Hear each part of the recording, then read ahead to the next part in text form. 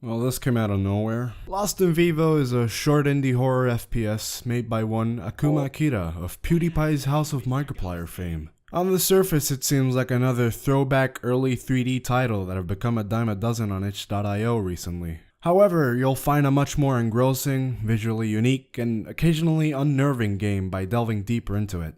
Its main influence is indistinguishably Silent Hill. The first with its grimy and rusty visual style, the second with its droning moody ambient soundtrack, and the third with its repulsive enemy designs. Also some Eternal Darkness and Cry of Fear, but nobody likes those games. The first 10 minutes set up the game perfectly. The intro shrouds you in darkness and slowly instills a sense of anxiety and claustrophobia the deeper you delve into the sewers looking for your dog. The rattling industrial ambience and grotesque visuals add up to make it the most memorable part in the whole game. This shit is just primo. The game features an atmosphere that manages to feel dense while being completely empty and alienating. There are no communicative interactions with any beings in the game aside from this brain homunculus guy that does nothing but berate you at every second.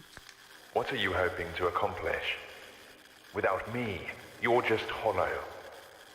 You're pathetic. You need fear to motivate you. Enemy designs are bizarre, to say the least.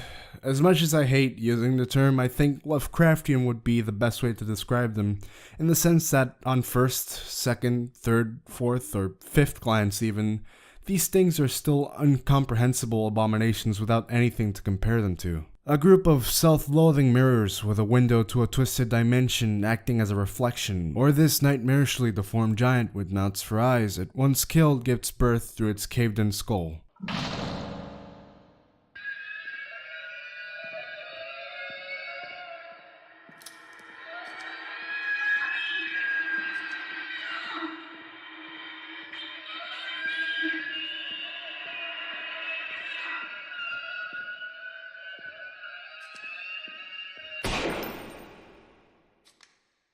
Shit makes no sense, and I love it. Speaking of shit I love, this art style, man. I have an unapologetic bias towards any indie game looking to emulate 5th gen style graphics. Recent shit like Paratopic or last year's Yonoid, Bad Memories, or anything the Puppet Combo people put out all gave me a reasonable chub.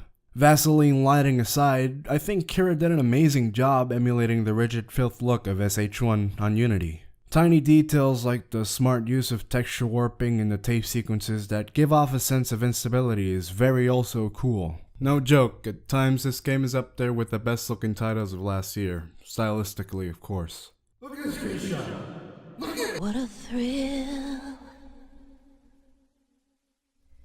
With darkness and silence through the night. The small bits of story threads that we discover throughout the game feel somewhat unfinished or yet to be fleshed out. The one taking the most screen time is the first one we come across in a series of notes. The writings of a manically depressed woman alluded to be in a harmful relationship that ends up offering herself in the subway station we discover all these notes in. It dips its toes into themes of poor mental health and general issues with personal image and the downward spiral of depression that it can become. But as soon as it delves into them, it stops and we're left with an aborted fetus in the bathroom. Is this supposed to be symbolism or just a dumb reference? I don't really care.